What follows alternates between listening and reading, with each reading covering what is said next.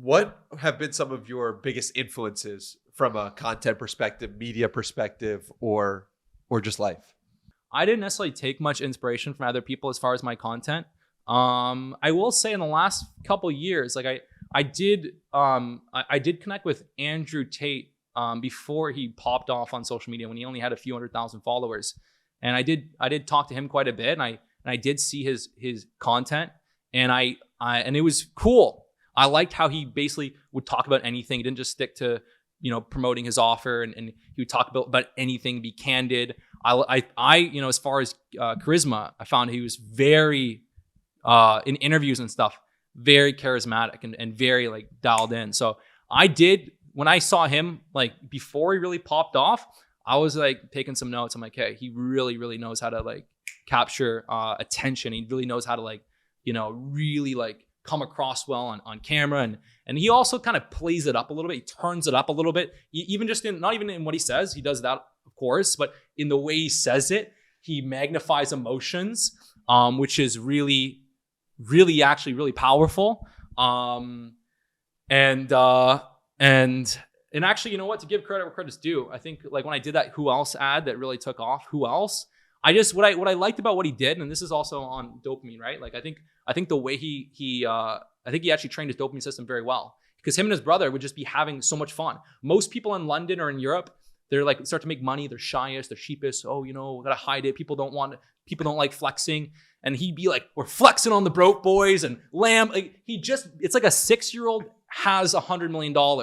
And so having fun with it and just telling yourself you're so awesome, we have all this. Yeah, it's arrogant, but it actually is very good for your dopamine system. It gets you excited. When you punish yourself from having success and, I shouldn't share it, it actually takes the fun out of it. And it can actually dampen that dopamine response. And again, you know what? They can test this out. Test this out. Don't just take my word as the voice of God. Test your dopamine. Try these different things out. Talk to yourself this way. See what happens over a long enough time frame.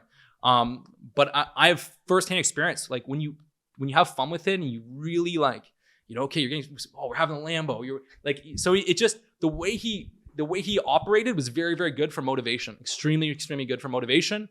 And then in that Who Else video, so one of the things that he would do pretty well he would ramp up the way he talked, and he would speak like he would just, if he was good, like he would 10x it.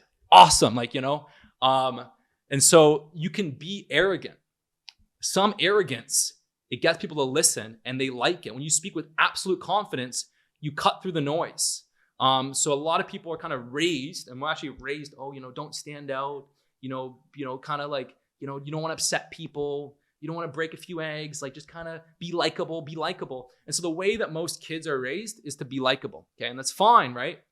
The problem with that is that you fit in, and it's very hard to separate from the pack when you're focused on being likable. And yes, you don't want to be a dickhead. And yes, you want to be kind. And yes, you want to treat people well. All of those things are extremely important, okay? But if you're going to separate from the pack, you have to be willing to take a little bit of heat. And you have to be able to raise the noise, raise the temperature a little bit. You just have to do it in calibrated ways. Like you can do it the wrong way and just make a mess for no reason. But by like, by kind of being like, yeah, I am the fucking shit. And like, yeah, this is freaking awesome. And like, who else is doing it? Who else?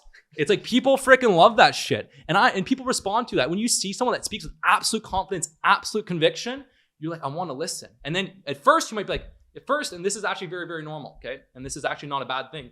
At first, when someone speaks with absolute conviction and confidence, you're going to be like, this guy's full of shit. This guy is full of shit. And you keep listening and you're looking to see, okay, is this guy full of shit? You're looking for it.